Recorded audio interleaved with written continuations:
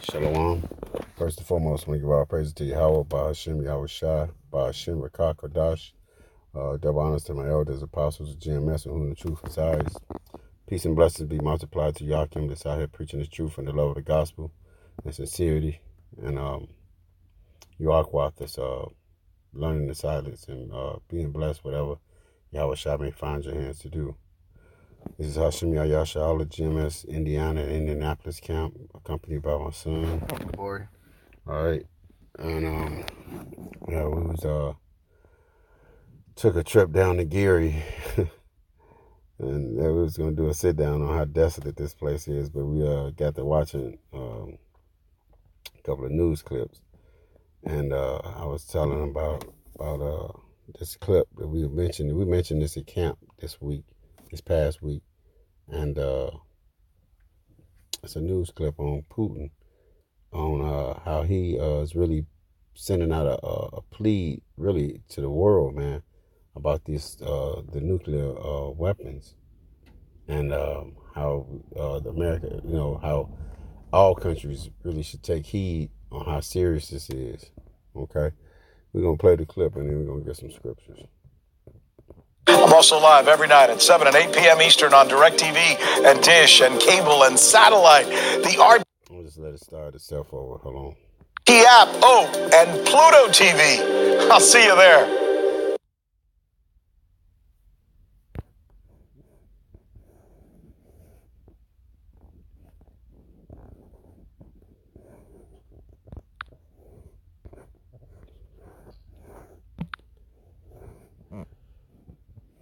Okay. All right, here we go. From the national headquarters of RT America in our nation's capital. Hello again, everybody. I'm Rick Sanchez. As Americans, we don't usually get to hear directly from Vladimir Putin, no less unfiltered Vladimir Putin. But tonight, I think it's important that we do so. To those of you thinking, well, of course, you're going to play Putin sound bites. You're RT. No, actually, I kind of had to talk our editorial staff into this one because over the weekend I happened to be listening to what he had to say about how dangerous our world is right now, and it got me to thinking that whether we think he's an angel or the devil himself, as he's made out to be in the U.S. media, generally speaking, the questions that he is raising about nuclear proliferation may be paramount to our survival. Если мы не будем держать под контролем этого огненного змея, если мы выпустим его, не дай бог, из бутылки, это же может привести к глобальной катастрофе. Вот смотрите, сегодня все занимаются проблемами окружающей среды. И это правильно, потому что это глобальная угроза изменения климата, антропогенные выбросы и так далее. Это правильно. Дети уже этим занимаются, девочки, мальчики там, по всему миру. Но они не осознают, молодые люди, а тем более подростки, дети не осознают глобальной угрозы и такого серьезного вызова, связанных с вопросами возможных глобальных конфликтов. И об этом должны подумать взрослые тети и дяди. Но у меня такое впечатление, что как-то примелькались эти вопросы. Они как-то немножко ушли на второй план. И это не может не вызывать тревогу. Now, Putin insists that he's willing to do whatever it takes to renew any and all treaties, including the START Treaty. And then he describes in quite ominous terms what can happen if we continue building more and more nuclear weapons. Let me just pause it right there because that brings to mind. You got that? Ezekiel 28. 2, I think it's 2 or 3. But that brings to mind that, it's not up to Putin, sending out SOS or whatever, if he's pleading to America or whatever, man, because it's not up to him, man. I'll get that Proverbs 22. The king's heart is in, no, it's not Proverbs. The king's heart is in the hand of the Lord. It is Proverbs 22 and hold on. Yeah, man, because it's not up to him. Putin.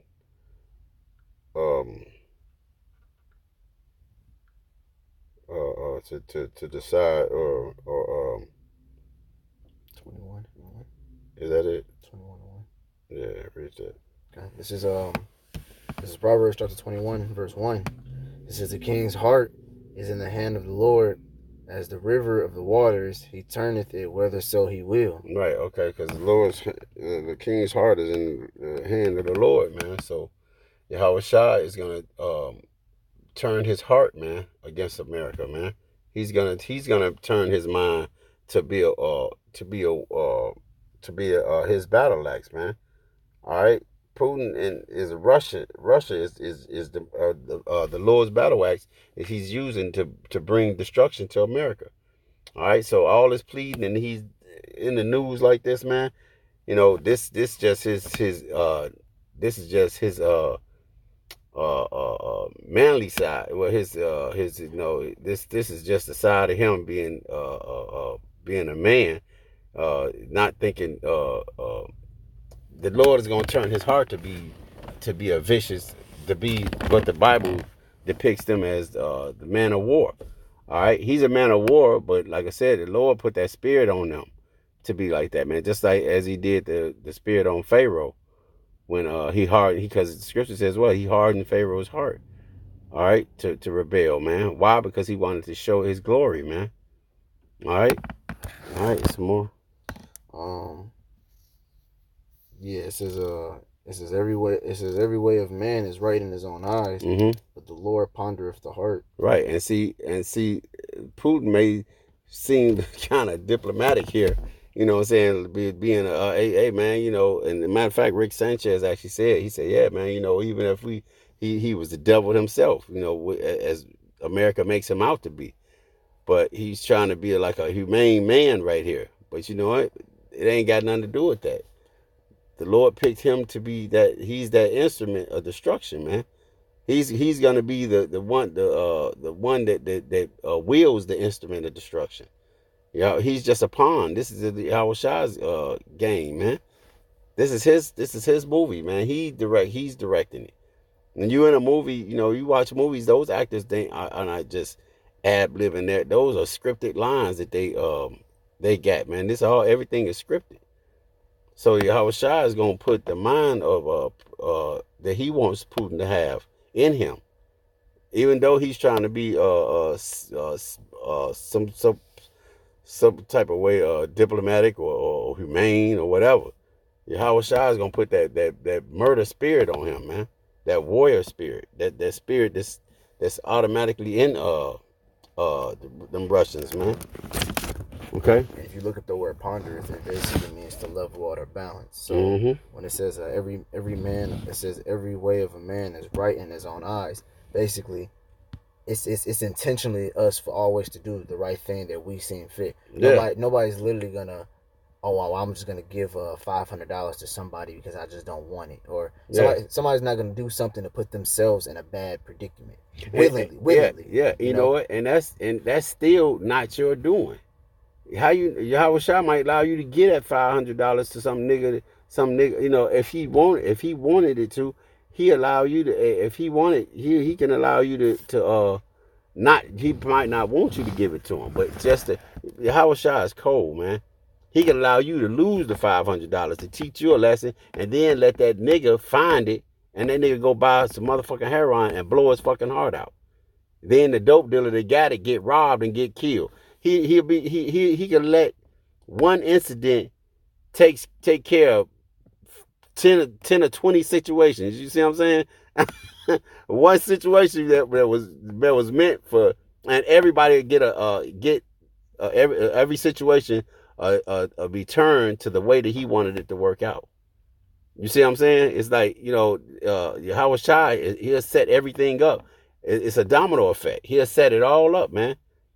You know, it was a movie about that. They showed how I forgot the name of the movie, but they showed the bullet. Tower of Babel. The Tower of Babel. You remember seeing that?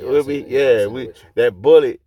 It showed the bullet when it was made, and he got shot from the gun, Oh, and no, it took you care. talking about Man of War with Nicolas Cage? No, it was a Tower of Babel. You're right. It was a Tower of Babel. Are you talking about the intro where they make the bullet and the bullet went into a little boy's head? Yeah, it went to the little boy's head. That's God of that's not God of War. That's with Nicolas Cage. The Lord of Wars. I don't think that was it. You talking when they manufactured the bullet and then went into black boy's head? You was right. I think it's Tower of Babel. Tower of Babel. Yeah, there was also another bullet in the intro where it went into a guy that was sitting on the bus, and that guy ended up being somebody's daughter. It basically showed three different stories. And it showed how every the incident from that one bullet had played out.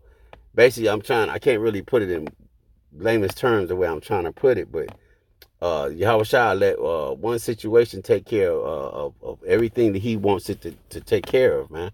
And that's basically how he's going to do it with Putin. Okay, I'm going to play some more of this. We're going to get another couple of scriptures. Hold on. Никому не хочется продлевать договор СМВ-3, ну не будем тогда. Но с нами никто не ведет. Мы 100 раз уже сказали, что мы готовы. С нами никто ведь не ведет переговоров до сих пор никаких. Ведь никаких формального оформления переговорного процесса нет. А в 2021 году все закончится. Я обращаю ваше внимание, вообще не будет никаких инструментов, ограничивающих гонку вооружения. Или, допустим, размещение оружия в космосе. Но мы с вами понимаем, что это такое или нет? Но вы спросите у экспертов. Это значит, что над головой каждого из нас над головой постоянно будет висеть, допустим, ядерное оружие. Вот прямо постоянно. Но мы же делаем то же самое, причем быстро. Но кто-нибудь вообще будет об этом думать, говорить, проявлять какую-то озабоченность? Нет. Полная тишина. Или создание ядерного оружия малой мощности.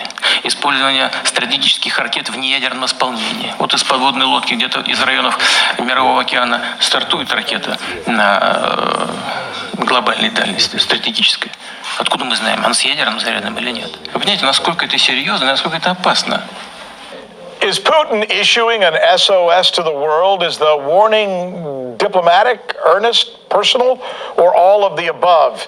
He was asked by a reporter if the world is becoming more dangerous and if he's worried about that. His response, which seemed to go on for quite some time, should, regardless of what we might think of the man or his motives, be taken seriously. This is the news with Rick Sanchez, where statements by foreign heads of state like these generally... Right, okay. Yeah, man, so like I said, it doesn't matter how he feels or what's his stance on anything, because like I said, this is the Lord's program, man. He turns the man's heart wheresoever he wills. All right, you got that in Ezekiel? Yeah, this is Ezekiel chapter 38 and verse 4. It says, and I will... It's like, I'm starting 4. It says, and I will turn thee back and put hooks into thy jaws. And go up 2. It says kings of Egypt. Was it 2 or 3? I'm gonna start from verse 2 then. Right. It says, son of man, set thy face against Gog in the land of Magog. It says, the chief prince of Meshech and Tubal. It says, and prophesy against them and say thus. It says, say, thus said the Lord God. And Tubal and Meshach, those are all Edom nations, man. Okay, so that goes back into we was at camp.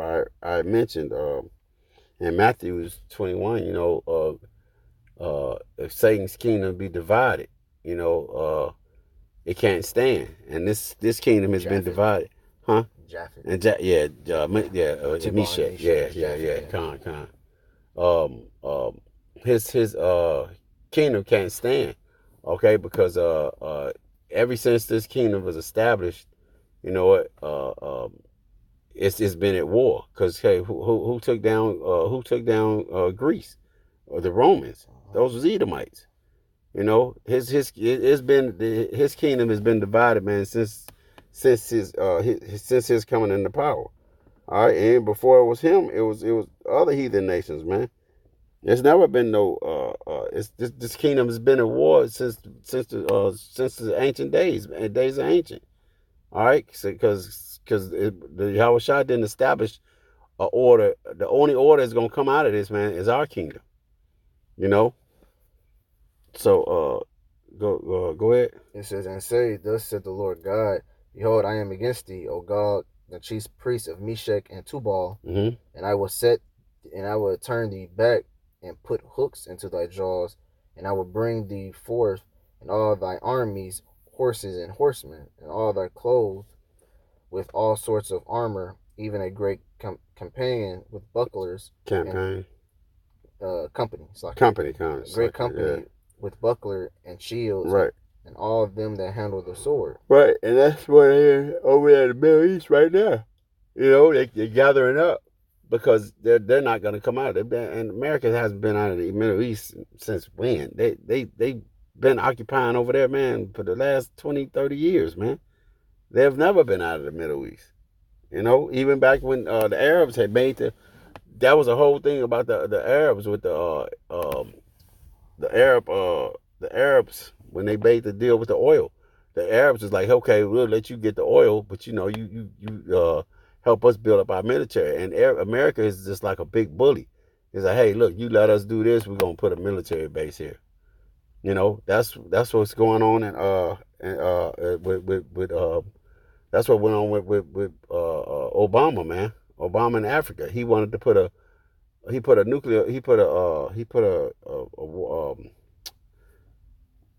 American base over in was it Kenya? It was a Kenya. I can't think of where he put that base at, but he made I think it is Kenya because what is Obama? Obama is Kenya. He's not Kenya. He's I forgot what nation, but anyway, Obama had put he had made a way where America could put a base over there because America wants a base everywhere, man. Anywhere it's got allies or it's got an interest in something, America's going to put an army base there. All right, that's just how they get down. Matter of fact, I watched a documentary. They still got an army base in is it Japan? And they were showing how the planes was flying over there, and them people were still pissed. Like, damn, why y'all still over here? You know, we ain't had no war and shit over here, but America occupies certain places forever, man. Kenya, yeah, his father was from Kenya. Yeah, it was Kenya, yeah. So look up Obama. Obama allowed American base while he was in office. I don't know how you would word that, but so America occupies everywhere. It occupies every place because it needs to be a threat. It needs to be when you come in power, when you're in power and you're the big dog, you have to always establish Iraq. Well, he says he withdrew troops from Iraq. No, he withdrew troops in there. You know, he had an army base built somewhere in Africa. I forget what. I should have looked it up before I started this. But anyway, I don't like to bring up nothing that I can't prove it. Okay, but yeah, go back to that. Yeah, but see, yeah, man. So them having that naval base over there, I mean, them having a base over everywhere that they occupy. That's just America's MO. That's what they were so pissed about Venezuela. You know, because they wanted to overthrow that government, man, and come over there and take that oil from Venezuela. They was going to establish a American base there, just like it did in Panama. They showed you that in the Panama deception. You know, so yeah, America's going. Yahweh Shah is going to put them hooks in Putin's jaws, man, and turn his heart against America. The scripture says in Revelations, man, that you know all these other nations, the EU and all of them are going to hate the whore. They're gonna all turn against America, which is showing now, man. They turning against it. You know, America is hey, the scripture says, man, make bare the leg, man. All of the corruptness of America, man, is coming up, man. Everybody is making side deals, man, and trying to leave this fucking place alone, man. You know, we brought this out of camp that you know about the elites all flee into New Zealand, and all of them trying to leave and go to other places because they know this place is gonna be destroyed. You know. All right, you got some more? Rebels. I mean, it does go into, but it goes into something else. Okay. All right, that's it. Did you have anything? I can't bring this up since you said that. All right. Shit, not that.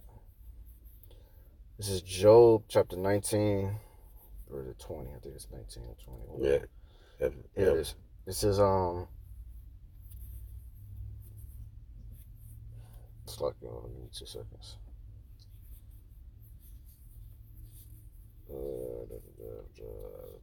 Let's think it's 20.